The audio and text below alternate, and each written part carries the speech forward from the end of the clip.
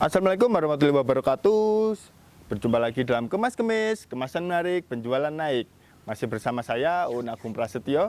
Dan kali ini kita sedang ada di kebun aromatik Telogondringo, milik Balai Pengembangan dan Penelitian Tanaman Obat dan Obat Tradisional. Jadi di sini tempatnya berbanyak sekali tanaman-tanaman obat yang sangat bermanfaat untuk kita. Kalau teman-teman mau main ke sini silahkan dicari, ada di kawasan Tawangmangu. Teman-teman bisa belajar kaitannya tanaman obat dan juga produk-produk dari hasil tanaman obat tersebut. Di sini juga ada pakar-pakarnya dan peneliti-penelitinya, jadi teman-teman bisa belajar semua hal tentang tanaman obat. Di sinilah tempatnya. Nah, di video kali ini kita akan membahas tentang kemasan dan target pasar. Nah, sebelum kita masuk ke pembahasan video, jangan lupa ya di subscribe dan aktifkan tombol loncengnya teman-teman.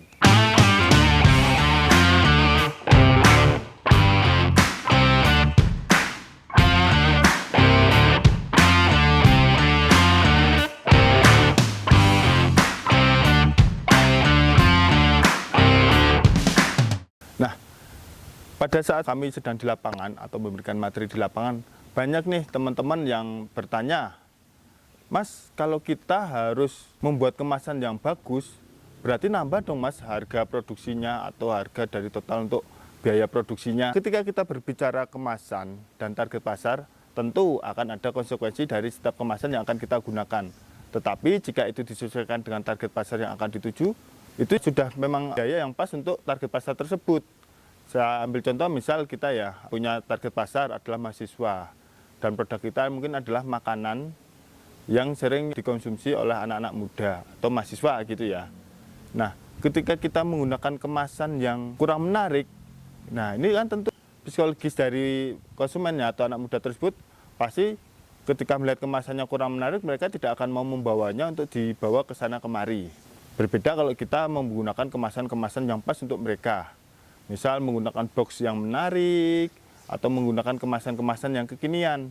Nah, tentu harganya akan bertambah, tetapi jika segmen atau target pasarnya sudah pas, harga yang bertambah itu pun juga akan sesuai dengan kantong dari target pasar yang akan kita tuju. Jadi bukan lagi kita berbicara biayanya nambah atau biayanya lebih murah, tapi lebih bagaimana kita berbicara kemasan ini akan dibawa ke target siapa, akan kita sasar target pasarnya siapa. Misal kita juga punya produk gitu ya, produk kita keripik gitu misal atau cemilan.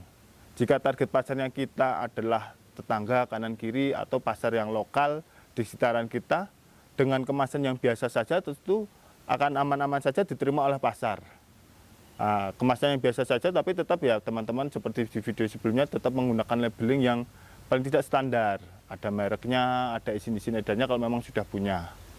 Tetapi kalau target pasarnya kita, produk tersebut akan dititipkan ke pusat oleh-oleh atau ke retail-retail, pasti akan ada standar kemasan yang harus kita gunakan.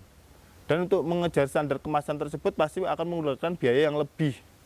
Nah, tetapi karena produk tersebut ditempatkan di tempat-tempat yang memang untuk target pasar khusus, untuk menengah atau menengah ke atas, mengeluarkan biaya lebih untuk sebuah produk, itu tidak jadi masalah selama mereka puas dengan kualitas dan mereka di awal sudah tertarik dengan kemasan tersebut. Jadi itu ya teman-teman ya yang harus lebih diberatkan. Target pasar kita ada di mana, bukan lagi berbicara kemasannya harus bagus atau tidak bagus. Tapi target kemasan yang biasa saja dengan target memang pasar lokal atau kanan kiri kita oke-oke saja, tetap bisa diterima oleh pasar. Tapi ketika kita berbicara pasar yang luas, pasti kemasan kita harus mengikuti standar yang akan kita tuju itu. Jadi biaya yang dibayarkan untuk sesuatu yang lebih dalam kemasan tersebut, ya akan kembali karena target pasar kita sudah sesuai. Berbeda dengan misal kita bikin kemasan yang bagus, tapi target pasar kita lokal kanan kiri, depan belakang atau sekitaran kita. Dalam artian bukan tidak ingin membeli, tetapi ketika melihat kemasan yang bagus, mereka sudah berpikir pasti biayanya mahal dan sebagainya. Maka untuk teman-teman pelaku UKM, sesuaikanlah kemasan teman-teman dengan target yang akan teman-teman tuju.